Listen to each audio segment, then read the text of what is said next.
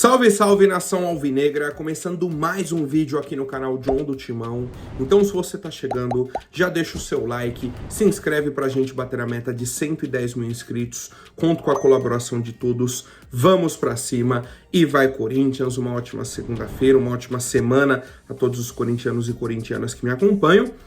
Depois de um final de semana conturbado, complicado por conta da derrota para a equipe do Mirassol, a gente recomeça, né? Mais uma semana, temos um compromisso importante na quinta-feira, tem clássico no fim de semana contra o Santos, então os jogos não param, né? Os jogos não param, a gente vai ter uma pausa só lá no meio do ano, por conta do Mundial. Então assim, cara, seguimos. Seguimos, bem ou mal, seguimos, temos que nos reerguer, temos que dar a resposta dentro de campo, e é isso que o torcedor espera. Uma mudança de postura, de atitude, né, dentro de campo dos nossos jogadores, porque tá complicado, tá complicado. Não estão merecendo vestir a camisa do Corinthians, de jeito nenhum, tá? De jeito nenhum. Enfim, família, mais uma vez, uma ótima segunda-feira e uma ótima semana. Peço que me sigam nas redes sociais, Instagram, TikTok, Kawaii, Twitter, todos os links na descrição. Vamos pra cima e, editor, pode rodar a vinheta. Salve o Corinthians! Bom, família, quero apresentar para vocês a Mais Ágil, parceira aqui do canal John do Timão. Para você que quer fazer a antecipação do seu FGTS, aproveitem. A Mais Ágil é uma solução rápida e simples. Você vai entrar em contato aqui pelo telefone que está no banner ou pelo link da descrição que joga direto no WhatsApp da Mais Ágil, bem rápido, bem fácil, para você já aproveitar esse valor e fazer uma viagem, fazer um investimento, comprar algo que você queira, não importa, né, qual seja o seu objetivo financeiro, a Mais Ágil é a solução rápida e simples. Então, família, vamos para cima e vai Corinthians! Atualização da 8ª rodada do Campeonato Brasileiro, os jogos de sábado. Fortaleza goleou Juventude numa situação estranha no campeonato, né? Já tinha tomado uma goleada do Flamengo também, tinha perdido do Internacional, situação difícil do Juventude, tá? Vendo uma sequência aí bem negativa mesmo, bem negativa, tá? Outro jogo, vamos seguindo aqui. Grêmio e Bragantino, empate 1-1, Corinthians perdeu do Mirassol, o Vasco tomou a virada do Vitória, o Vitória com 1 a menos, e o Vasco entrou na zona do rebaixamento, né, e tá aí com 7 pontos, Vasco, Juventude, Santos e Sport é a atual zona do rebaixamento do Brasileirão, então o Vasco também acende esse sinal de alerta, porque tomaram uma goleada pro Puerto Cabello da Venezuela, no meio de semana, na Sul-Americana, e aí vem no Brasileirão, tá com 1 a mais, abre o placar e toma a virada do Vitória. Flamengo venceu o Bahia por 1 a 0, ok. Ontem, né, eu tinha falado dos jogos de sábado, aí os jogos de ontem, o Cruzeiro passou o carro no Sport, o Sport é o pior time do Campeonato Brasileiro esse ano, né, tá aí apenas com 2 pontos, um empate contra o São Paulo e contra o Fortaleza, se eu não me engano. Tá? Então, assim, situação bem complicada do Sport. Atlético Mineiro venceu o Fluminense 3 a 2. Tá aí uma briga ali dos times que já estão na primeira parte da tabela. Palmeiras venceu o São Paulo no apagar das luzes. Gol do Vitor Roque ali nos acréscimos, no finalzinho do jogo mesmo.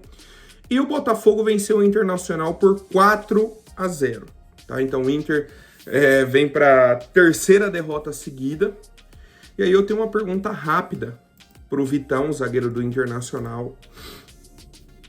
Falou que o time estava numa sequência boa, que isso e aquilo, e que o problema tinha sido jogar na Neoquímica Arena, né? Porque na Neoquímica Arena eles jogam contra 12 jogadores. Vitão, vocês jogaram contra 12 lá na Colômbia contra o Atlético Nacional no meio de semana? Porque vocês perderam também, né? Perderam de 3 a 1. Ontem, contra o Botafogo, tinha 12 pro Botafogo também. Acho que parecia, né? Porque vocês tomaram 4 gols de novo. E ontem nem 2 gols vocês conseguiram fazer, igual fizeram contra o Corinthians, né? Foi 4 a 2. Ontem pro Botafogo foi 4 a 0. Não, que a gente vinha numa sequência positiva, e que isso, e que aquilo. Eu fui até olhar a sequência positiva do Inter. Antes de enfrentar o Corinthians, eles tinham vencido o Maracanã na Copa do Brasil e o Juventude no Brasileirão. Era essa a sequência positiva deles. 2 jogos. Aí tinha um empate na Libertadores, um empate com o Grêmio e a derrota para o Palmeiras. Já vinha de pelo menos 3 jogos sem vencer. Aí venceram 2 e perderam do Corinthians. E o Vitão fez todo aquele circo. É bizarro, né, cara? É bizarro, né? Por que ele não falou ontem? Que ele nem tava no jogo, né? Mas por que ninguém do Inter falou ontem? Reclamou de arbitragem, de isso, de aquilo. O Corinthians é o favorecido do campeonato? Depois da vergonha que a gente viu contra o Mirassol também de arbitragem, que a gente vai falar daqui a pouco. Bizarro, né, cara? Bizarro.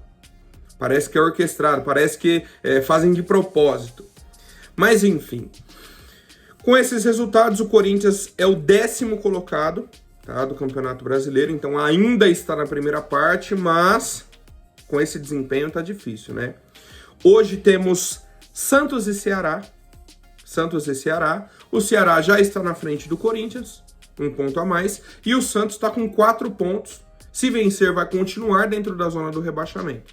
Ou seja, o resultado de hoje não muda a vida do Corinthians no Campeonato Brasileiro. A gente vai continuar na 10ª colocação, tá? Um ponto importante para a gente acompanhar a partida de hoje é que o nosso próximo adversário é o Santos. Corinthians e Santos na Neoquímica Arena no fim de semana. É o nosso próximo adversário. Então, a gente fica de olho nessa situação. Vamos acompanhando e vai Corinthians. Bom, voltando ao jogo de Corinthians e Mirassol, o pessoal do meu timão trouxe aqui alguns registros, né? Inclusive peço a licença e autorização para que a gente possa compartilhar a imagem aqui. Olha como ficou o pé do Ranieri no jogo contra o Mirassol. Do lado esquerdo aqui está o meião dele, durante o jogo. E do lado direito está a imagem ali do momento que ele tomou um ponto. Ele teve que tomar um ponto no corte. E durante o jogo o ponto abriu e voltou a sangrar. O árbitro não deu nenhum cartão amarelo para o jogador do Mirassol, que depois, durante o jogo, tomou outro cartão. E mais, isso era para expulsão direta. Direta. Mas sabe o que acontece com o time do Corinthians? Igual eu falei no lance do Coronado, que ele sofre o pênalti, e que ninguém do Corinthians foi falar com o árbitro. Ninguém. Absolutamente ninguém do Corinthians foi falar com o árbitro. É o seguinte, o Ranieri me tomou a entrada que deixa a perna dele sangrando, uma entrada para vermelho. O Mateuzinho vira para ele, vamos, puxa ele, levanta e cobra a falta. Acelerando o jogo. Esse tipo de falta, que o Ranieri ficou com a perna sangrando, é pro cara ficar caído, é pro cara tirar a chuteira, é pra ele mostrar o meião sujo de sangue, é pra ficar no chão. Enquanto o árbitro não for lá olhar a perna dele, ó, realmente, não levanta, não levanta. Por que eu falo isso? Porque a arbitragem brasileira trabalha dessa forma. Não deveria ser assim, tá? Não deveria, isso eu concordo. Não deveria ser assim. Mas o futebol brasileiro é dessa forma. Os árbitros brasileiros trabalham dessa forma. E quem já entendeu isso está sofrendo menos, né? Não que não está sofrendo com a arbitragem, mas sofre menos. O Arrascaeta contra o Corinthians, o Igor Coronado encostou no pé dele, ele ficou no chão, ficou. Enquanto o árbitro não foi ver, ele não levantou. Teve um jogo do ano passado, São Paulo e Corinthians, o jogo foi em Brasília, Corinthians teve 2 expulsos, a mesma coisa, lance do Fagner com o Caleri. O árbitro não viu, não deu, o lance seguiu, o Caleri ficou no chão. Ficou, atrapalhando o jogo e para. Enquanto o árbitro não foi olhar, ele não levantou. Porque ele tinha certeza do que o cara tinha feito. O Ranieri tinha certeza também. Só que o que o jogador do Corinthians faz? Levanta e vai jogar, sangrando. Na transmissão o pessoal falou, ó, o meião do Ranieri está sujo de sangue por conta daquela jogada com o jogador do Mirassol. Até sumiu o Neto Moura. Com o Neto Moura. Aquela falta que ele sofreu, tal. Tá sangrando, mas ele tá jogando. É difícil, cara. É difícil ter que ensinar, né? Usando essa palavra. É difícil. O jogador do Corinthians tem que ser um pouco mais inteligente nesse tipo de situação. Porque é a situação que muda jogo. É a situação de pênalti, é a situação de expulsão. Contra a gente, eles fazem isso. Eles, no caso, os jogadores adversários. A gente tem que fazer também, cara. Acontece com o Corinthians todo jogo. E a gente não sabe aproveitar esse tipo de coisa. Quero saber a opinião de vocês, tá? Inclusive com essas imagens e tudo mais. E vamos pra cima. Família, esse fim de semana tivemos uma nota oficial, uma publicação do senhor Dinei, ex-centroavante do Corinthians, e que estava aí como coordenador do departamento de categorias de base. O senhor Dinei era coordenador da categoria de base do Corinthians. Ok. Esse fim de semana, né, a gente... acho que foi na sexta-feira, né? Teve a questão aí das denúncias sobre esquemas na categoria de base, isso, aquilo. A Gaviões da Fiel compareceu no CT da base, conversou. O Claudinei Alves foi afastado do cargo e o pessoal falou que iriam investigar mais a fundo. Depois disso tudo, o Dinei publica a seguinte mensagem, né? Vou até pegar uns trechos aqui, ó. Meu irmão presidente, falando para Augusto Melo, pensei bem nesse fim de semana e não tenho mais condições de ficar na base. Do mesmo jeito que fui aí quando me contratou, amanhã estarei aí de manhã para dar um abraço e agradecer por ter me colocado na base. Tenho gratidão eterna por você, irmão. Deixa eu pegar o outro trecho aqui. Não concordo com algumas coisas que acontecem na base, só abre o olho, meu presidente. Então, o Dinei pediu demissão do cargo de coordenador técnico da categoria de base. Falou que estará torcendo pelo Corinthians, tal. Não concorda com algumas coisas que acontecem na base, pediu para o Augusto Melo abrir o olho. Estou pedindo demissão, tá bom, irmão? E por você coloco minha mão no fogo. Mas pelas pessoas que te cercam, eu não confio. Desejo do fundo do meu coração boa sorte no seu mandato. Agora vamos lá. Tá? Agora vamos lá. Ô Dinei, por que só depois de todas essas denúncias que você refletiu e decidiu tomar a sua atitude de sair? Por que, por exemplo, de dezembro para janeiro na virada do ano, você não teve essa reflexão, sendo que o time já tinha quase 60 contratações na categoria de base? Ainda não era um problema para você? Ainda não era um problema? Ainda não tinha acontecido nada demais? Por que só esse fim de semana? Quando a chapa esquentou pro Claudinei, né? Que o Claudinei, na teoria, foi afastado. Aí o que acontece? A assessoria de comunicação do Claudinei informa que a diretoria recebeu as denúncias do Dinei. Receberam aí as denúncias, tal. Só que eles afirmaram que os materiais não eram contundentes como esperado. Primeiro, eu não sei o que eles esperavam e eu não sei qual foi o material apresentado pelo Dinei. Vi até nas redes sociais ele mostrando, né, umas pastas, nome dos jogadores, questão de salário, quem que era o empresário, isso e aquilo. Sim. O que mais me intriga é o Dinei querer sair por cima agora, né? Como salvador da pátria, como isento. Ah, não, eu não faço parte de nada disso. Depois de 1 ano e 5 meses de gestão, depois de mais de 80 contratações para a categoria de base. Aí, nesse fim de semana, ele refletiu e falou, realmente não combina comigo. E deixou o time. E deixou o cargo, né, no caso. Muito estranho, tá? Então assim, Dinei, a gente sabe o que você foi como jogador e tal, mas esse discurso não me compra, tá? Esse discurso não me compra. Se você tem algo a comprovar, alguma denúncia a fazer, vai em frente. A torcida vai te apoiar 100%, né? Se você consegue comprovar tudo isso, ajude o Corinthians, né? Ajude o Corinthians. Como você disse, que vai continuar torcendo pelo Augusto Melo, pelo Corinthians e tudo mais, ajude o Corinthians. Ajude o Corinthians. A gente tá precisando. Mais do que nunca, a gente tá precisando, né?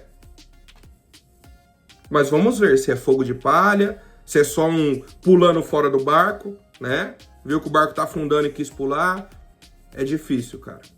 Tem certas situações que é bem difícil. Bom, quero saber a opinião do torcedor e seguimos aqui com algumas novidades rápidas de mercado da bola. A equipe do Fortaleza fechou um pré-contrato com o meio-campista Matheus Pereira, do Eibar, da Espanha. Os torcedores do Corinthians vão se lembrar, Matheus Pereira era o vulgo pirulão da categoria de base do Corinthians, surgiu aqui mais ou menos em 2015, craque de bola. Foi ele, inclusive, que perdeu um pênalti na final da Copinha contra o Flamengo, que ele deu uma cavadinha também, né? A bola pegou no travessão. Eu acho que era contra o Flamengo do Paquetá, se eu não me engano, tá? Se eu não me engano, era o Flamengo do Paquetá. E o Corinthians no Matheus Pereira, do Pirulão. Bom de bola, era o camisa 10 da nossa equipe. Foi utilizado em pouquíssimos jogos pelo Corinthians, na época do Tite, ainda em 2015. Aquele time do Corinthians voando, e ele teve algumas oportunidades, né? Ali, ó, lembro de 2, 3 jogos no máximo.